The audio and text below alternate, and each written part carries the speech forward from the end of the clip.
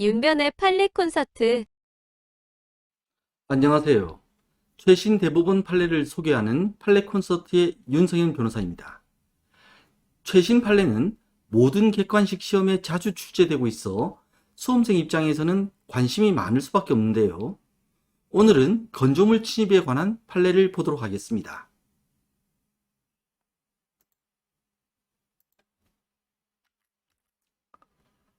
먼저 대법원이 2021년 1월 14일 선고한 2017도 2일 323 판결과 관련하여 예상 가능한 객관식 지문이 무엇인지부터 볼까요? 예상 가능한 객관식 지문은 다음과 같습니다. 공동주택의 입주자 대표회의가 외부인의 단지한 주차장에 대한 출입을 금지하는 결정을 하고 그 사실을 외부인에게 통보하였음에도 외부인이 입주자 대표회의의 결정에 반하여 그 주차장에만 들어간 경우 출입 당시 관리자로부터 구체적인 제지를 받지 않았고 입주자의 승낙을 받았다면 건조물 침입죄가 성립하지 않는다. 이 지문은 맞는 것일까요? 아니면 틀린 것일까요? 지문이 O인지 X인지 알아보기 위해서 판례에 나타난 사안부터 살펴보겠습니다. 갑은 아파트 주차장에서 방문 세차 영업을 하는 사람입니다. 갑은 A 아파트의 입주자 대표 회의 및 관리사무소와 A 아파트 지하 주차장에서 방문 세차 영업을 할 수 있도록 허용하는 계약을 체결하고 아파트 입주자들을 상대로 방문 세차 영업을 하고 있었습니다. 그런데 계약이 종료되자 입주자 대표 회의는 갑이 세차 영업을 위하여 지하 주차장에 출입하는 것을 금지하는 결의를 한 다음 법원으로부터 갑에 대한 출입금지 가처분 결정을 받아 갑에게 이를 송달하였습니다. 그럼에도 갑은 일부 입주자들과 맺은 세차 용역 계약이 아직 남아있어 입주자들의 승낙을 받고 지하 주차장에 들어가 입주자들의 차량을 세차하였는데 갑이 들어갈 때 주차장 관리자는 아무런 제지를 하지 않았습니다. 이런 경우에 갑은 건조물 침입죄가 될까요? 이 사안에 적용될 조문은 형법 제319조 제1항입니다. 형법 제319조 제1항은 사람의 주거, 관리하는 건조물, 선박이나 항공기 또는 점유하는 방실에 침입한 자는 3년 이하의 징역 또는 500만 원 이하의 벌금에 처한다고 규정하고 있습니다. 이 조항에서 침입의 대상이 되는 것은 크게 세 가지입니다. 여기 1. 사람의 주거, 동그라미 2. 관리하는 건조물, 선박이나 항공기, 동그라미 3. 점유하는 방실입니다. 동그라미 1. 사람의 주거란 살주자와 살거의 합성이니 주거라는 것은 사는 곳, 즉 생활하는 장소를 의미하는데 법률적으로는 좀 어렵게 사람이 기거하면서 생활하면서 침식에 먹고 잠자고 먹는데 사용되는 장소라고 합니다. 그렇지만 이렇게 어렵게 아실 필요는 없고 그냥 주거란 그냥 사람이 생활하는 장소 정도로 알아두시면 충분합니다. 자, 관리하는 건조물은 사람이 관리하는 건물 정도로 이해하시면 충분합니다.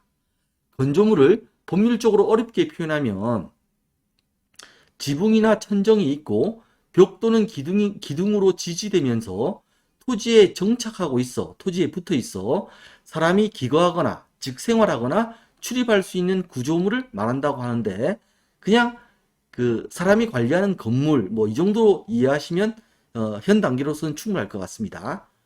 자, 세 번째 점유하는 방실이라고 했을 때 여기 점유라는 것은 차지할 점자, 점령한다, 뭐 차지한다. 차지할 점자와 있을 유의 있을 유가 합쳐진 말이니 차지하고 있다라는 의미가 됩니다. 그래서 점유는 법률적으로 물건에 대한 사실상의 지배라는 의미로 사용됩니다. 차지하고 있는 거니까요. 여기서 방실이란 방방자와 방실자의 합성인데 그냥 방이란 말입니다. 방이란 결국 건물에서 벽으로 구획된 부분이니 점유하는 방실이란 누군가가 사실상 지배하는 구획을 말합니다. 자, 방실에 대해서 그냥 예를 들면 이해가 빠를 것 같습니다.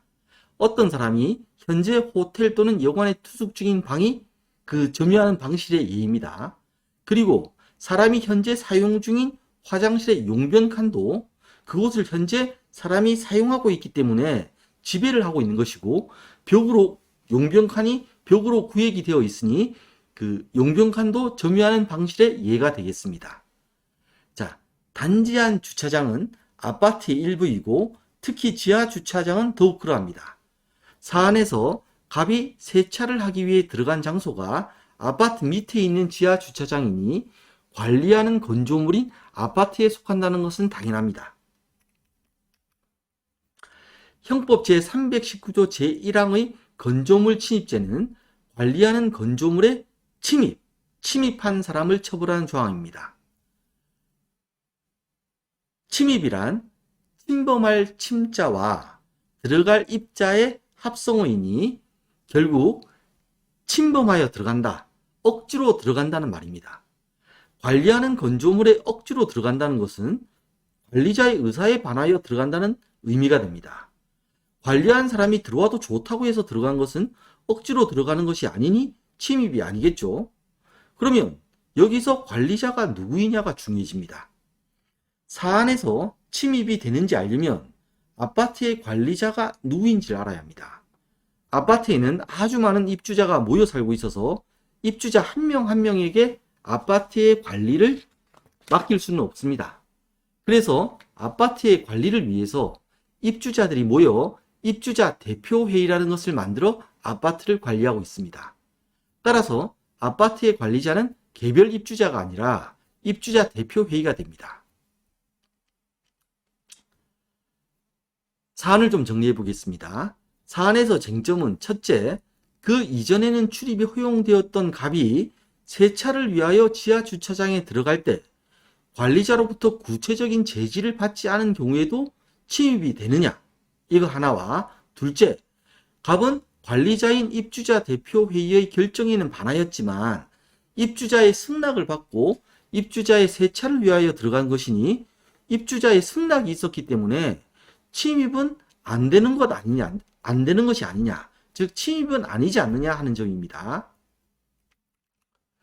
첫 번째 쟁점에 대해서 살펴보겠습니다. 우선 평소 건조물에 출입이 허용되었다고 하더라도 관리자의 명시적 또는 추정적 의사에 반하여 들어가면 건조물 침입에 해당한다는 것을 알아두실 필요가 있습니다. 추정이라는 것은 추측할 추자와 판정할 정자의 합성이니 추정적이라는 것은 추측에 의해 판정된 이라는 말입니다.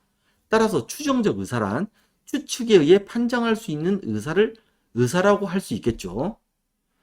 추정적 의사에 반하여 들어간다는 예를 하나 들어보면 이해가 빠를 것 같습니다. 가령 평소 A 음식점에 손님으로 자주 출입하였던 갑이 다른 손님을 감시하기 위한 도청 장치를 설치하려고 음식점에 들어간 경우를 생각해 봅시다. 음식점 주인이 갑에게 명시적으로 도청 장치를 설치하려고 음식점에 들어오면 안 된다, 뭐 이런 식으로 말을 했을 리는 없지 않습니까?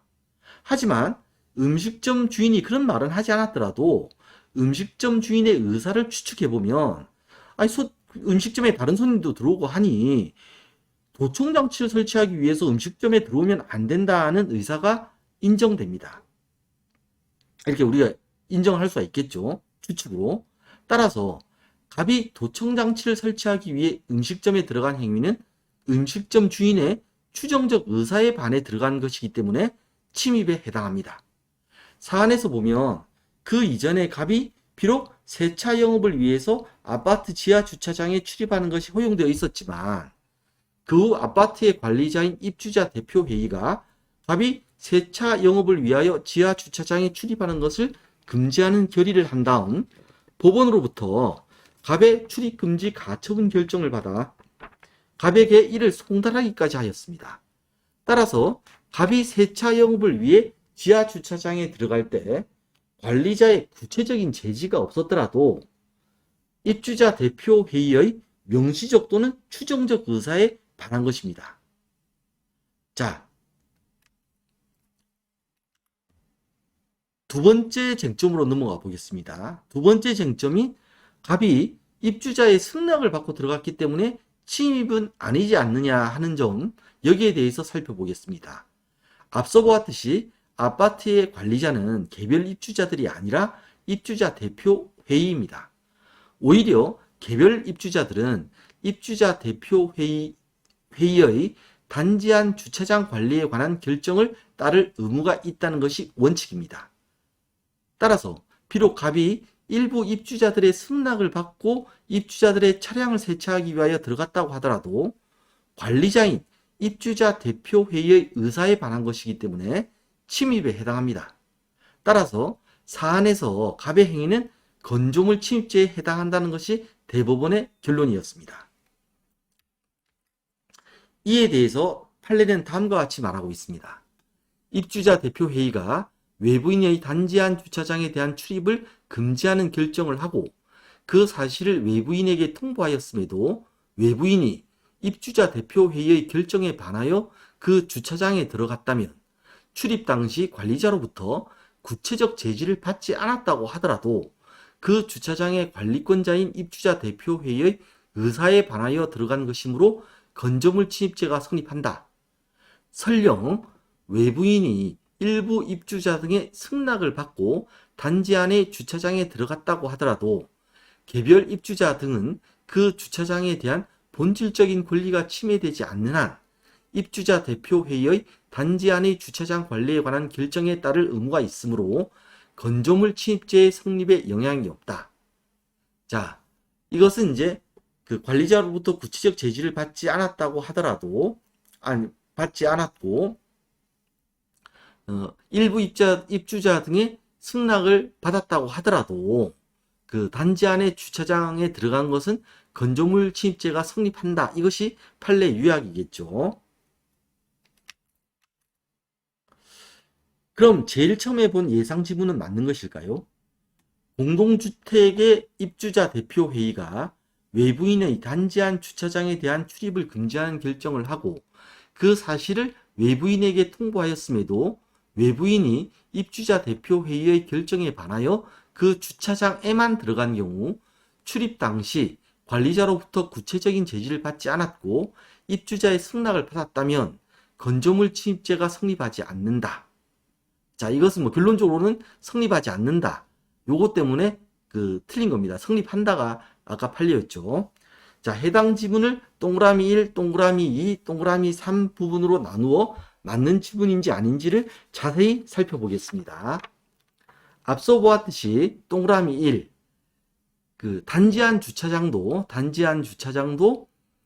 건조물의 일부이기 때문에 주차장 안에만 침입하였더라도 건조물 침입죄가 성립할 수 있습니다. 따라서 수험생 여러분은 이러한 객관식 지문에 나오는 주차장 안에서만 만자 같은 말에 속으시면 안 됩니다. 동그라미 2와 관련해서 보자면 앞서 보았듯이 관리자로부터 구체적인 제지를 받지 않았다고 하더라도 관리자의 명시적 또는 추정적 의사에 반하여 건조물에 들어간 경우에는 건조물 침입죄가 성립합니다. 마지막으로 동그라미 3을 보자면 입주자의 승낙을 받았더라도 단지 안 주차장을 포함한 아파트의 관리자는 개별 입주자가 아니라 입주자 대표 회의이기 때문에 사안에서 보듯 건조물 침입죄가 성립합니다. 따라서 이 지문에 대한 답은 X입니다. 오늘 동영상을 통해 여러분이 건조물 침입죄를 이해하는 데 조금이라도 도움이 되었으면 좋겠습니다. 시청해 주셔서 고맙습니다. 이 영상과 관련하여 궁금한 점이 있어서 댓글을 달아주시면 가능한 범위에서 답변을 드리겠습니다. 지금까지 윤성현 변호사였습니다. 하루를 알차고 즐겁게 보내셔서 뜻하신 바를 이루시길 기원하겠습니다.